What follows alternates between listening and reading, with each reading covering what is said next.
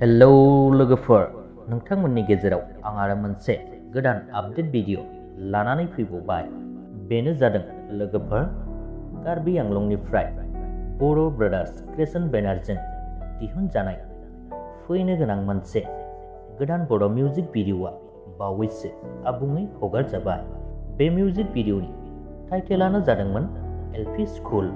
बे मिउजिक भिडिअआवनो गाहायै फाव खालामदों बयजोंबो सिनायजाखानाय मुंदांखा फावखुंगुर स्वरां नार्जारी आरो फावखुंग्रि मिथि नार्जारी बिथांमोनहा। बे मिउजिक भिडिअखौनो डाइरेक्सन खालामदों बिथां प्रबिन मैथा बर' बिथांहा। बे मिउजिक भिडिअनि लाइरिक्स आरो टिउनजों लोगोसे मेथाइखौ रोजाबदों बिथां नयन बरगयारी। मिउजिकखौ होदों स्वरां बसुमतारी आरो नयन। फ्लुइटखौ होदों धनजित बर्मन।